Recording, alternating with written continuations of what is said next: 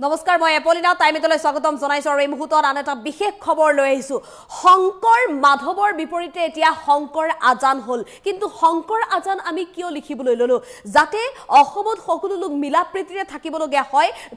থাকিব পাৰো তাৰ বাবে আমি শংকৰ আজান লিখিবলৈ ললো কিন্তু এতিয়া আমাৰ জাতিটোৰ ৰক্ষাৰ সময় গতিকে আমি শংকৰ মাধৱ লিখিব লাগিব আমাৰ গুৰু দুজন শংকৰ গুৰু আৰু মাধৱ গুৰু আমি এই দুই গুৰুক পাহৰি গলে নহব গতিকে আমি পুনৰ শংকৰ মাধৱ লিখিব লাগিব আজিৰ দিনটোত ৰাজ্যৰ মুখ্যমন্ত্ৰী ডক্টৰ হিমন্ত বিশ্ব শৰ্মাই শংকৰ মাধৱ আৰু শংকৰ আজান সন্দৰ্ভত কৰিছে এটা বিশেষ মন্তব্য লৈছে মুহূৰ্তত টাইমিটৰ দৰ্শকৰ বাবে এই খবৰ শংকৰ মাধৱৰ পৰিৱৰ্তে শংকৰ আজান হল আৰু ইয়া মুখ্যমন্ত্ৰী কৰিছে মন্তব্য গুৰুজনা দুজন আছিল শংকৰ গুৰু আৰু মাধৱ গুৰু গতিকে এই দুইজনা গুৰুক আমি পাহৰিলে নহব কিন্তু গুৰুজনাৰ নাম নোহোৱা হৈ শংকৰ আজান হৈছিল আমি সকলো যাতে মিলাপ্ৰীতিৰে থাকিব পাৰো তাৰ বাবে আমি শংকৰ আজান লিখিছিলো মিলাপ্ৰীতিৰে জীয়াই থকাৰ বাবে শংকৰ আজান লিখিলো কিন্তু মিলাপ্ৰীতিৰে জীয়াই থকাৰ বিপৰীতে যদি এনে ধৰণৰ অপ্ৰীতিকৰ ঘটনা হয় হিংসাত্মক ঘটনা হয় গতিকে আমি এতিয়া জীয়াই থাকিবলৈ মাত মাতিব লাগিব জাতিটোক জীয়াই ৰাখিবলৈ ইয়াৰ বিৰুদ্ধে আমি মাত মাতিব লাগিব আজান পীৰৰ ঠাইত থাকিব লাগিব আজান পীৰৰ প্ৰতিও সন্মান আছে গতিকে আজান পীৰৰ ঠাইত থাকিব শংকৰ মাধৱ নিজৰ ঠাইত থাকিব অসমীয়াৰ প্ৰতিগৰাকী ব্যক্তিৰ হৃদয়ত থাকিব শংকৰ মাধৱ গতিকে তেতিয়াহে আমি আমাৰ জাতিটোক জীয়াই ৰাখিব পাৰিম শংকৰ গুৰুৰ নাম মাধৱ গুৰুৰ নাম যদি আমি জীয়াই ৰাখিব পাৰো তেতিয়া আমি আমাৰ জাতিটোক জীয়াই ৰাখিব পাৰিম সংস্কৃতিৰ যেহেতু পুৰুষা তেওঁলোক গুৰুকুটিত উপস্থিত হৈ মুখ্যমন্ত্ৰী ডক্টৰ হিমন্ত বিশ্ব শৰ্মাই কৰিছে এই ডাঙৰ মন্তব্য সংস্কৃতিৰ পুৰুষা ব্যক্তিসকলক আমি পাহৰি গলে নহব গতিকে যাৰ বাবে অসমৰ জাতিক বচাবলৈ আমি পুনৰ শংকৰ আজানৰ বিপৰীতে শংকৰ মাধৱৰ নাম ল'ব লাগিব মুখ্যমন্ত্ৰী ডক্টৰ হিমন্ত বিশ্ব শৰ্মাই এই মন্তব্য কৰিছে শেহতীয়াকৈ মুখ্যমন্ত্ৰী ডক্টৰ হিমন্ত বিশ্ব শৰ্মাই ৰাজ্যত চলি থকা উচ্ছেদ অভিযানক লৈ এটা কঠোৰ স্থিতি গ্ৰহণ কৰিছিল আৰু সেই কঠোৰ স্থিতি গ্ৰহণ কৰাৰ পিছতে আজিৰ দিনটোত মুখ্যমন্ত্ৰীগৰাকী ডক্টৰ হিমন্ত বিশ্ব শৰ্মা উপস্থিত হৈছেগৈ গৰুকুটিত উজনিত কেতিয়া অভিযান চলিব উচ্ছেদ অভিযান চলিব সেই সন্দৰ্ভত মুখ্যমন্ত্ৰীগৰাকীয়ে মন্তব্য কৰিছে আৰু সমান্তৰালভাৱে সমগ্ৰ অসমত অবৈধ বেদখলকাৰীৰ বিৰুদ্ধে ৰাজ্য চৰকাৰৰ স্থিতি কি এই সন্দৰ্ভতো মুখ্যমন্ত্ৰীগৰাকীয়ে স্পষ্ট ৰূপত উল্লেখ কৰিছে আৰু এই বিষয়টোক উচ্ছেদৰ বিষয়টোক উত্থাপন কৰিবলৈ গৈ বা উচ্ছেদক লৈ মুখ্যমন্ত্ৰীগৰাকীৰ স্পষ্ট স্থিতিক লৈ উল্লেখ কৰিবলৈ যাওঁতে মুখ্যমন্ত্ৰীগৰাকী কেইবাটাও উদাহৰণ দাঙি ধৰিছে তেওঁ কৈছে যে বাংলাদেশীৰ কবলত যিটো অসমৰ লাখ লাখ বিঘা মাটি আছে বাংলাদেশী আৰু সন্দেহযুক্ত নাগৰিকৰ পৰা অসমৰ ভূমি আমি মুক্ত কৰিব লাগিব অসমৰ জাতিৰ সুৰক্ষাৰ স্বাৰ্থত আমি মুক্ত কৰিব লাগিব আমি এতিয়া মাত্ৰ আৰম্ভ কৰিছো এই যুদ্ধ গতিকে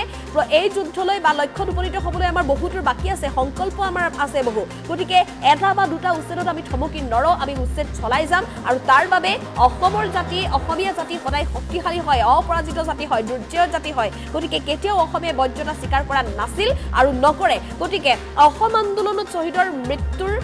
হিচাপ নোলোৱালৈকে কেতিয়াও থমকি ৰোৱা নহয় বুলি উল্লেখ কৰিছে আৰু যেতিয়ালৈকে অসমীয়াৰ মনে প্ৰাণে এক বিন্দু পৰ্যন্ত তেজ থাকিব তেতিয়ালৈকে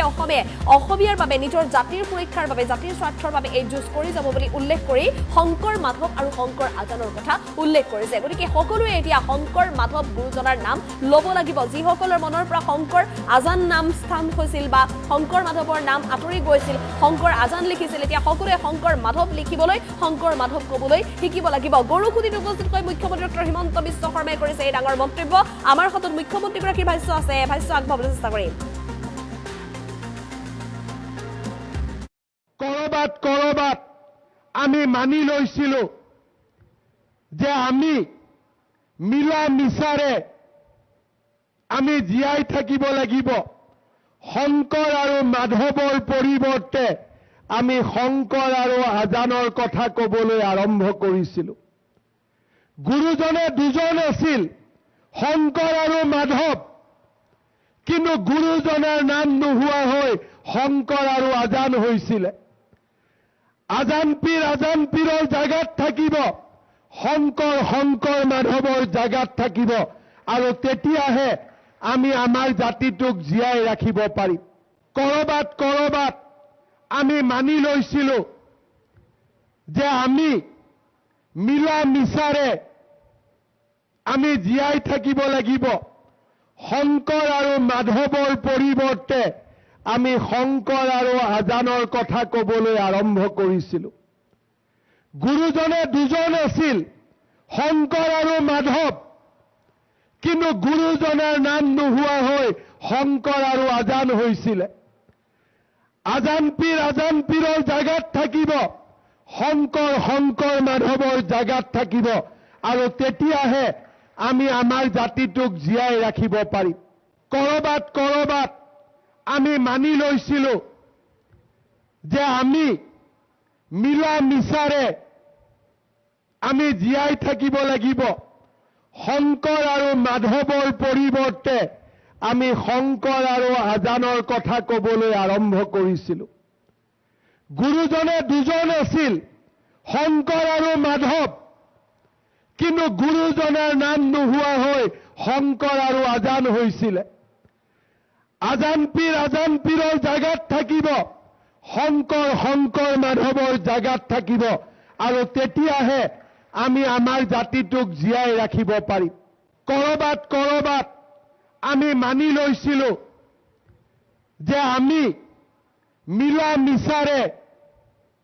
আমি জীয়াই থাকিব লাগিব। শংকৰ আৰু মাধৱৰ পৰিৱৰ্তে আমি শংকৰ আৰু আজানৰ কথা ক'বলৈ আৰম্ভ কৰিছিলো।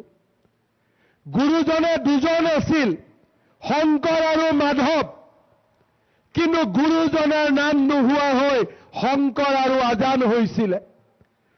আজান পীৰৰ জাগাত থাকিব, শংকৰ মাধৱৰ জাগাত থাকিব, আৰু তেতিয়াহে আমি আমাৰ জাতিটোক জীয়াই ৰাখিব পাৰিম। কৰবাত আমি মানি লৈছিলো যে আমি মিলা মিছাৰে আমি জীয়াই থাকিব লাগিব। শংকৰ আৰু মাধৱৰ পৰিৱৰ্তে আমি শংকৰ আৰু আজানৰ কথা ক'বলৈ আৰম্ভ কৰিছিলো। গুৰুজনে দুজন আছিল, শংকৰ আৰু মাধৱ, কিন্তু গুৰুজনাৰ নাম নোহোৱা হৈ শংকৰ আৰু আজান হৈছিলে। আজান পীৰৰ জাগাত থাকিব, শংকৰ মাধৱৰ জাগাত থাকিব, আৰু তেতিয়াহে আমি আমাৰ জাতিটোক জীয়াই ৰাখিব পাৰিম। কৰবাত আমি মানি লৈছিলো যে আমি মিলা মিছাৰে আমি জীয়াই থাকিব লাগিব। শংকৰ আৰু মাধৱৰ পৰিৱৰ্তে আমি শংকৰ আৰু আজানৰ কথা ক'বলৈ আৰম্ভ কৰিছিলো। গুৰুজনে দুজন আছিল, শংকৰ আৰু মাধৱ, কিন্তু গুৰুজনাৰ নাম নোহোৱা হৈ শংকৰ আৰু আজান হৈছিলে। আজান পীৰৰ জাগাত থাকিব, শংকৰ মাধৱৰ জাগাত থাকিব, আৰু তেতিয়াহে আমি আমাৰ জাতিটোক জীয়াই ৰাখিব পাৰিম। কৰবাত আমি মানি লৈছিলো যে আমি মিলা মিছাৰে আমি জীয়াই থাকিব লাগিব। শংকৰ আৰু মাধৱৰ পৰিৱৰ্তে আমি শংকৰ আৰু আজানৰ কথা ক'বলৈ আৰম্ভ কৰিছিলো। গুৰুজনে দুজন আছিল, শংকৰ আৰু মাধৱ, কিন্তু গুৰুজনাৰ নাম নোহোৱা হৈ শংকৰ আৰু আজান হৈছিলে। আজান পীৰৰ জাগাত থাকিব, শংকৰ মাধৱৰ জাগাত থাকিব, আৰু তেতিয়াহে আমি আমাৰ জাতিটোক জীয়াই ৰাখিব পাৰিম। কৰবাত আমি মানি লৈছিলো যে আমি মিলা মিছাৰে আমি জীয়াই থাকিব লাগিব। শংকৰ আৰু মাধৱৰ পৰিৱৰ্তে আমি শংকৰ আৰু আজানৰ কথা ক'বলৈ আৰম্ভ কৰিছিলো। গুৰুজনে দুজন আছিল, শংকৰ আৰু মাধৱ, কিন্তু গুৰুজনাৰ নাম নোহোৱা হৈ শংকৰ আৰু আজান হৈছিলে। আজান পীৰৰ জাগাত থাকিব, শংকৰ মাধৱৰ জাগাত থাকিব, আৰু তেতিয়াহে আমি আমাৰ জাতিটোক জীয়াই ৰাখিব পাৰিম। কৰবাত আমি মানি লৈছিলো যে আমি মিলা মিছাৰে আমি জীয়াই থাকিব লাগিব। শংকৰ আৰু মাধৱৰ পৰিৱৰ্তে আমি শংকৰ আৰু আজানৰ কথা ক'বলৈ আৰম্ভ কৰিছিলো। গুৰুজনে দুজন আছিল, শংকৰ আৰু মাধৱ, কিন্তু গুৰুজনাৰ নাম নোহোৱা হৈ শংকৰ আৰু আজান হৈছিলে। আজান পীৰৰ জাগাত থাকিব, শংকৰ মাধৱৰ জাগাত থাকিব, আৰু তেতিয়াহে আমি আমাৰ জাতিটোক জীয়াই